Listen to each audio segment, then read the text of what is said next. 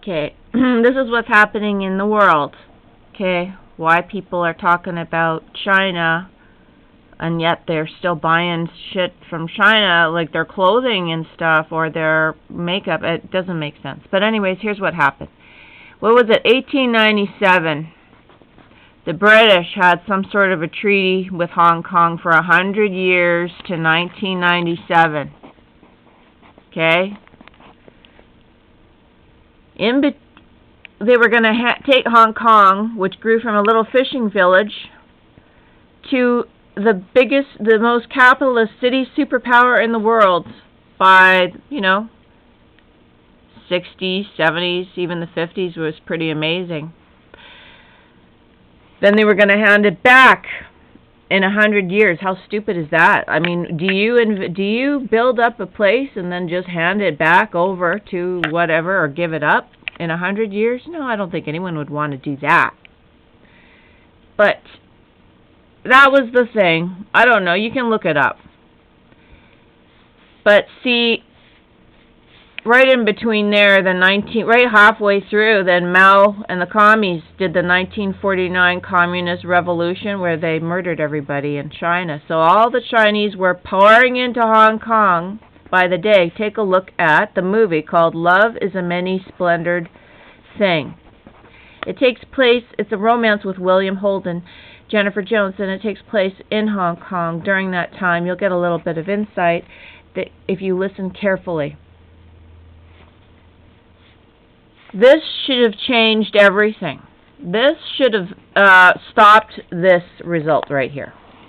1997 should not have happened due to 1949.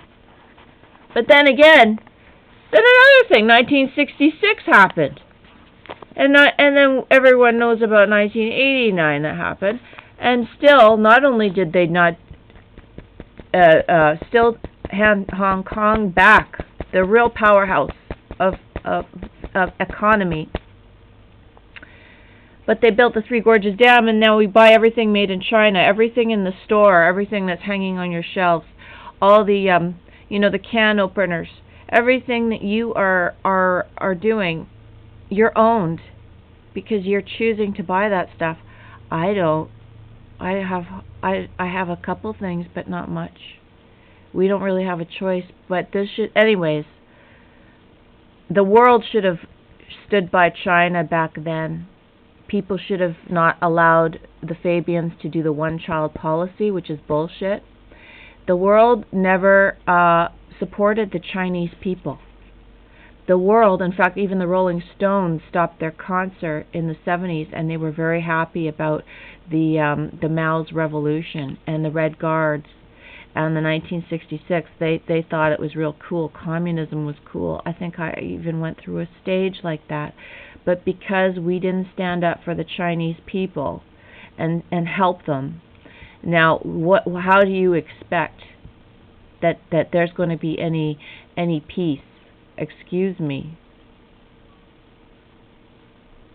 This is never going to be resolved because east is east and west is west and never the twain shall meet.